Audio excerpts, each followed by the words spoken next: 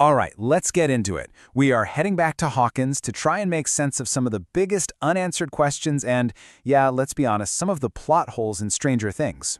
We're going to separate what we know for sure from what's just a really good fan theory. So to make sense of all this madness, we've broken it down into 4 main parts. We're going to talk about the Hawkins paradox, decode the upside down, solve some character mysteries, and then get into a few timeline troubles.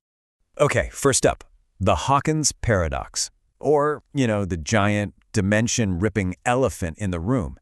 Why isn't this town more scared?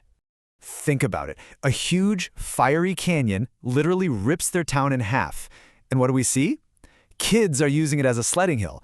It feels absolutely insane, right?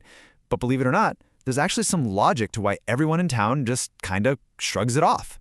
So it all really comes down to 3 things. You've got the official cover-up, right? The government says the Starcourt Mall disaster was just a fire.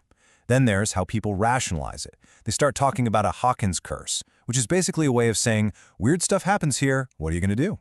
And the biggest one? That military presence was all secret, black ops stuff.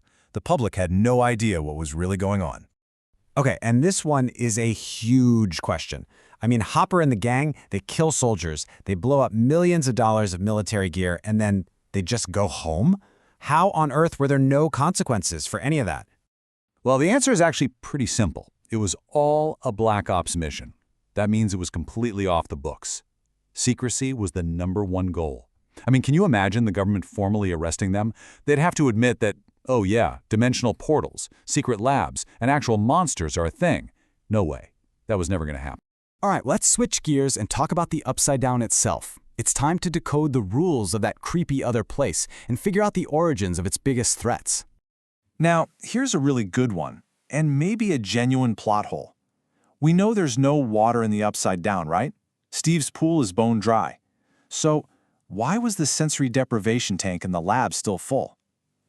It doesn't quite add up, but there are a couple of really cool theories. Okay, so there are 2 main schools of thought here. Theory number 1 is the sciencey one. The tank was sealed, so the water was basically protected from the atmosphere of the Upside Down. Simple enough. But theory number 2 is way more interesting. It says the tank was the epicenter of the gate.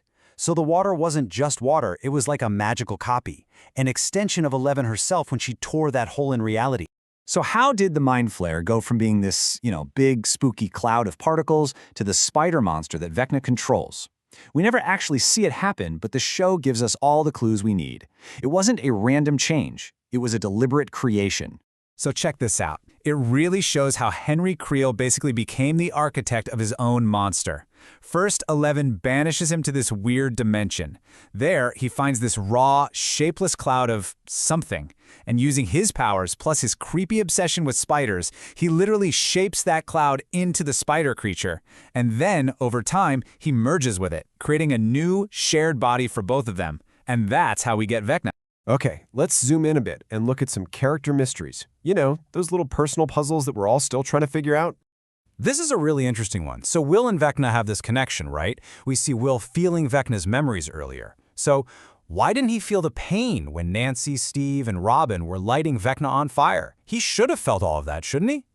And the simple answer is, he did. He absolutely felt it. The thing is, that whole fight sequence happens off-screen for Will. He was probably in total agony, but fighting through it to help 11.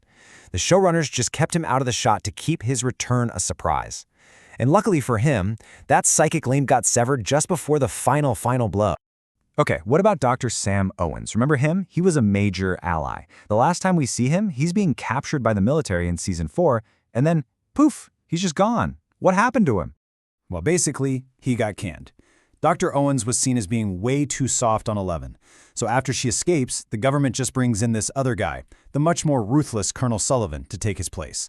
They didn't want a sympathetic doctor anymore. They wanted results, and they didn't care how they got them. All right, last section. Let's talk about timeline troubles. This is for all you detail-oriented fans out there. The little contradictions that can keep you up at night. So what's the single most clear-cut, undeniable plot hole in the entire series? You might be surprised. It all comes down to a newspaper article and a date that's just flat out impossible. Okay, look at this timeline. The newspaper article about the Creel family murders. It's dated March 1959.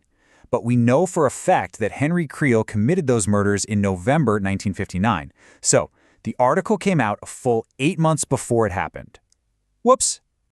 Now, look, it's obviously a mistake in the show, but is there an in-universe explanation? Yeah, actually.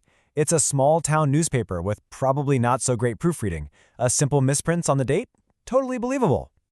And while we're on the subject of Henry Creel, there's another little conflict. In the show, he's said to be 12 years old in 1959. But in the official stage play, The First Shadow, he's clearly a teenager, probably around 16. So which one is it? Well, there are two answers for this one. You've got the real-world answer, which is that they wanted to cast an older actor for the stage play, not a kid. Makes sense. And then you have the in-universe answer. That same newspaper that got the date wrong, it probably got his age wrong too. And you know what? The Duffer Brothers have basically said they know about these little things, but they're not going to George Lucas the show and go back and digitally fix everything. What's done is done. So that kind of leads to the big question here, doesn't it?